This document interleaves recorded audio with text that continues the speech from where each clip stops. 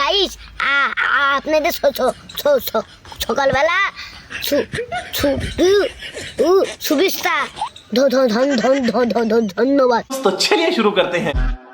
ভারতের দ্বারাও তামিল নাকি এখন এমপি হইব। এমপি হইতে হইলে আইনের মতন একটা মন লাগে, রাস্তাঘাটে ঘুমাইয়া কিতমের পাশে থাকা লাগে, ঠিক আছে নি?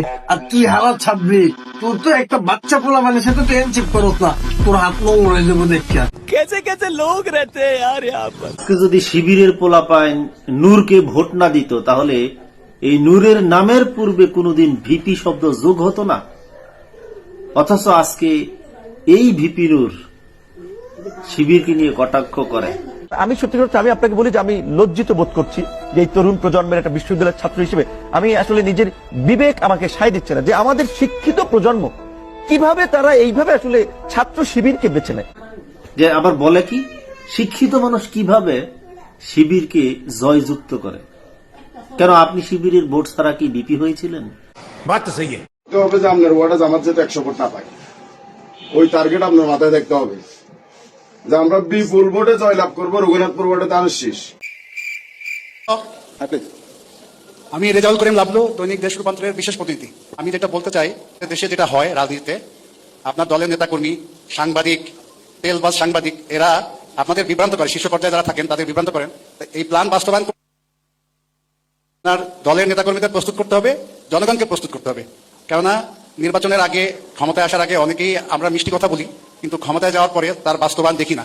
এইটা যাতে ভবিষ্যতে মানে আপনার ক্ষেত্রে না হয়, জনগণের যে প্রত্যাশা 5ই আগস্টের পরে জনগণের যে প্রত্যাশা, সেই প্রত্যাশা যেন পূরণ হয়, সেদিকে আপনার দৃষ্টি থাকবে, সেই প্রত্যাশা রইল। বলতে হইব ভাই, আপনার সাবাস আছে, কলিজা আছে। যে প্রশ্নটা তারেক রহমানের মনে করেন আজ পর্যন্ত কোনো সাংবাদিক করে নাই, ঠিক আছে নি? আপনি করি বসছেন, ঠিক আছে নি? আরেকজন কেউ করে কি, হে কথা শেষ হইবার আগে মনে করেন মাইক নিবালে আসি দাঁড়াইছে, আরেকজন আবার বেটু মারে, কথা বুঝছেন না? সে প্রশ্ন করছে যে তেলবাজি কি বন্ধ হবে? যে নির্বাচনের আগে যে মনে করেন যে সত্য মিথ্যার মনে করেন যে প্রতিশ্রুতিগুলো দেওয়া হয়, সে প্রতিশ্রুতিগুলো থেকে আর যেসব সাংবাদিক আছে তেল মারে, চাটুকার চাটতে চাটতে মনে করেন যে জিরবা লাল করে ফেলায়, তারা কি এটাকে বন্ধ করবে? মির্জা আব্বাস সাহেবের এখানে শাহজাহানপুর ওনার স্থানীয় এলাকা, গত 50 বছর এটা একটা বর্গা জমি চাষ করেছে, কিন্তু মানুষ মুখিয়ে আছে, তবে তাদের মধ্যে একটা ভয় আছে। রাজনীতি চলে গেছে লুটতরাজ, যারা বিদেশে টাকা পাচার করে, বড় ব্যবসায়ী, তাদের হাতে। তারা হলো বিভিন্ন এমপি যারা গডফাদারদেরকে পালে, তারা সন্ত্রাসী, চাঁদাবাজি, দুর্নীতি সবকিছু করে, তারা ওইখান থেকে প্রোটেকশন নেয়। একটা প্রশ্ন শুধু আমার থাকে, কি জানেন, আপনি যদি এতই জনপ্রিয় হন তো বাড়ির যান না কেন নির্বাচন করতে, বাইরে কেন? হ্যাঁ, আমার প্রশ্ন এটা। নিজের যে বাসাটা আছে যান না, ওখানে করে নির্বাচনটা। আমি তো আমার বাপের বিরাট থেকে নির্বাচন করতেছি এখান থেকে। কিন্তু যারা ঢাকার দিকে নজর দিয়েছেন, ঢাকা কি একটা আকর্ষণীয় জায়গা? বাংলাদেশ থেকে ইসলাম ধর্মকে ধ্বংস করার জন্য বিএনপিকে সাহায্য করতে হবে বলেছেন বিএনপির নেতা। শুনুন, এই যে বিএনপিকে আপনাদের সাহায্য করতে হবে, বিএনপিকে সহযোগিতা করতে হবে, সবাই এক থাকতে হবে। দেশকে যদি ভালো রাখতে চান, দেশের থেকে যদি ইসলাম ধ্বংস করতে চান, তাহলে অন্যদিকে তাকানো যাবে। আমি একজন মুসলমানের ঘরের সন্তান হইয়া এই ধরনের বক্তব্য, এই ধরনের নেতা, এই ধরনের দলকে সমর্থন করতে পারি? বলেন তো ভাই। সুটিয়ে লাল করে দেবো। এই ওয়ার্ডে, এই বাড়িতে বসে নৌকার ভোট চেয়েছিলাম ননীবাবুর, আমি নৌকার ভোট ছিলাম 50 সালে, আমি নৌকা ভোট সনদ বিশ্বাসে। আজকে এই ওয়ার্ডে বসে আজকে আপনাদের কাছে ধানের শীষে ভোট চাইছি। আমি কিন্তু আওয়ামী লীগের জয়েন্ট সেক্রেটারি যারা আছি, অবশ্যই আমরা ধানের শীষে সবাই ভোট দেবো। এখানে আওয়ামী লীগ বিএনপি কোনো কথা, আমরা ভাই ইজাজ ভাইকে ভালোবাসি, আমরা ইজাজ ভাইকে ভোট দেবো। এটা কোনো কথা? বিএনপির প্ল্যান এখন প্রকাশ্য, তারা আওয়ামী লীগকে ফিরায় আনতে চায়। আমি ব্যানে ব্যানে করছি না, আমি প্রমাণ দিতেছি। দেখেন হিন্দু সম্প্রদায়কে দিয়ে কি বলানো হইতেছে। সবাই একজোট হয়ে 12 তারিখ ভোট দিবেন, সবাই ভোটের জন্য যাবেন। কিন্তু অনেকজন বলে বিএনপি কে ভোট দেবো না, যাবো না। না, এটা মনে করবেন না। বিএনপি কে দিলে মনে করবেন কোনোদিন আবার আওয়ামী লীগের হাতে যেতে পারবেন আপনারা। বাংলাদেশে একটাই দল আছে, ওইটাই কোনো দল না, এটা নিজেরাই দল করছে, যে এটাকে কেউ সমর্থন দেবে না ওই দলকে। আমরাই এখন হচ্ছি যে কি, সবাই বলো বিএনপি কে চাই, ভোট চাই, ধানের শীষে ভোট দেবে, এটাই আমরাই চাই। আপনারা মনে মনে বলছেন যে ধানের শীষ কেন দেব, আগে তো আমরা আওয়ামী লীগ ছিলাম না, এখন আমরা আওয়ামী লীগ। ধানের শীষে আওয়ামী লীগ মনে করবেন কেন? আওয়ামী লীগ আসার জন্য আমরা, এটা একটা পথ। আমরা বিএনপি কে যদি চাই, বিএনপি দেখা 10 বছর বাদ হলে আমাদের নেত্রীকে আবার আনবে। শুনলেন তো, কইতেছে আগে আমরা আওয়ামী লীগ ছিলাম, এখনো আমরা আওয়ামী লীগই আছি। ধানের শীষকেই আওয়ামী লীগ মনে করবেন কেন? কারণ আওয়ামী লীগ আসার জন্য এই একটাই পথ। আমরা বিএনপিকে যদি চাই, বিএনপি দেখেন 10 বছর পরে হইলেও আমাদের নেত্রীকে আবার আনবে। শুনেছেন? নিজের কানে তো শুনলেন। আর একটা প্রমাণ দিতেছি, এই যে সংসদ নির্বাচন হইতেছে, এখানে এমপি কে ভোট দেওয়া ছাড়া একটা গণভোট হবে। সে গণভোট হবে, বিএনপি কিন্তু ঘরের মধ্যে এইগুলা স্বীকার করে এসেছে গণভোটে যে সমস্ত জিনিস থাকবে। এই গণভোটে হ্যাঁ বা না ভোট দিতে হবে।